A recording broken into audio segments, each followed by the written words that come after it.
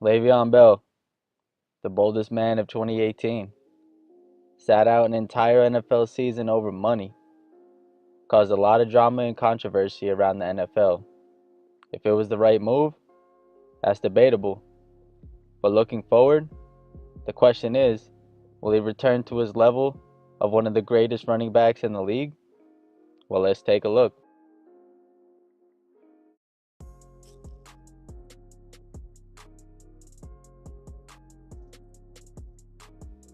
Le'Veon Bell, the ex-Pittsburgh Steeler, will now be suiting up for the Jets this season. Many people are questioning his choice of sitting out last year, but according to him, he did the right thing, and he likes where he is now. He thinks him and his new coach see eye to eye, and that's good and all, but most NFL fans, and especially Jets fans, all they care about is his productivity this season. For those of you who forgot, Le'Veon Bell was an all-pro running back for the Steelers before sitting out last year. In his 4 seasons that he actually played more than half the year, he was selected to 3 Pro Bowls and 2 all-pro teams.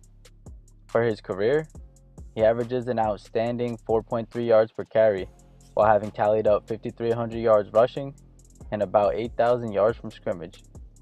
He was really tearing it up for the Steelers, and it's such a shame he hit such a speed bump in his career over this whole holdout ordeal. First things first, Le'Veon was not a one-man team in Pittsburgh, let's get that straight.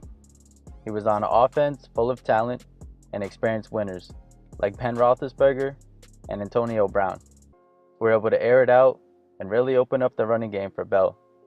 And let's not forget, he also had one of the best offensive lines in the NFL blocking for him. It's really not surprising to see what other running backs have been able to do in the Steelers' offense, especially looking at the way James Conner was an emerging star last year. It's pretty tough to say how much the team was to thank for Le'Veon's success the past few seasons, but they definitely helped. So now, the New York Jets. The Jets were 4-12 last year and really looked abysmal on offense. Their run game was non-existent, and their offensive tempo was hard to watch at times. With the rookie quarterback who got thrown right into the job, of course Sam Darnold struggled at times, but ultimately, he showed some signs of being the long-term starter in New York.